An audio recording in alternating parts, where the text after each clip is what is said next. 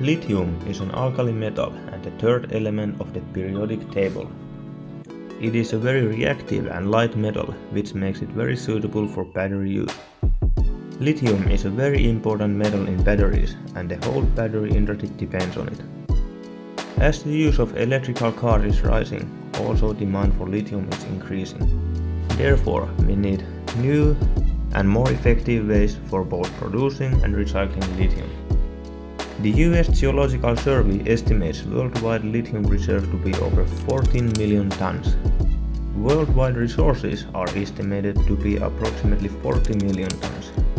Today's annual production is 85,000 tons of lithium.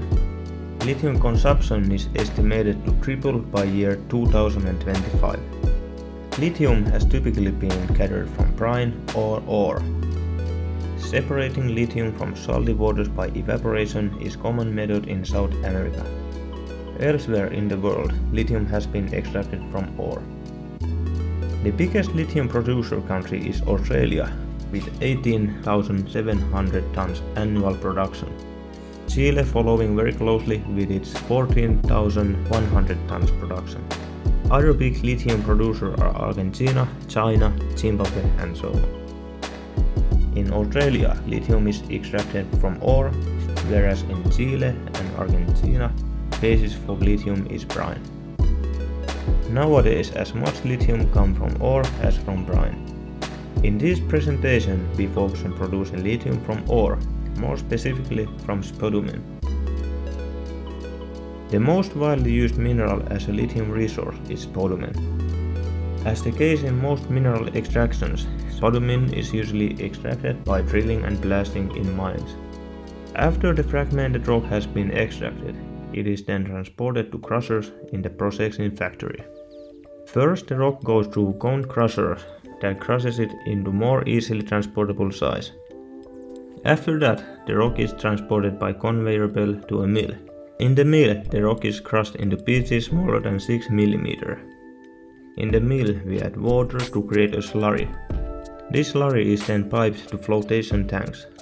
In flotation tanks, minerals are made hydrophobic by collectors and thus minerals float up in the tank with air bubbles. The bubbles in the tank are then collected from the surface of the tank and the remaining slurry is transported to the next tank where the method is repeated. We do this several times in order to obtain maximum amount of valuable lithium minerals. In case the mineral contains iron ore, it is then removed from the mix by magnetic separation. After that, the high concentration lithium slurry passes through a filter mat that allows the liquid to pass through and that way dry the spodumene.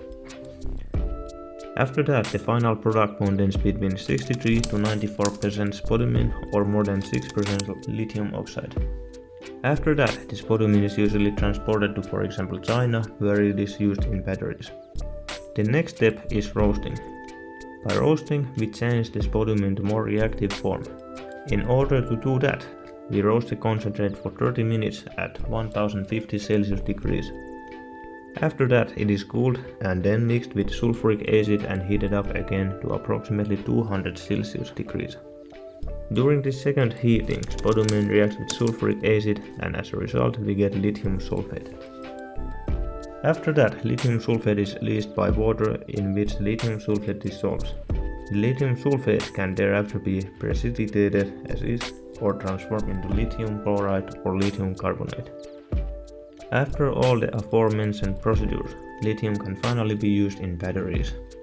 A lithium-ion fuel cell is composed out of a positive and negative electrode, an electrolyte, and a separator. The electrolyte contains lithium ions that are carried from one electrode to the other depending on if the battery is being charged or discharged.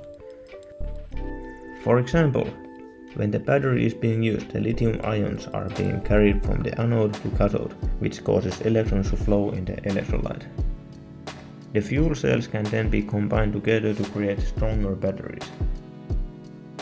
Lithium is a key metal in battery industry and the need for it is increasing. Without lithium, you wouldn't be using mobile phones and many other everyday products you use today. But remember, lithium is prone to explode if it interacts with water.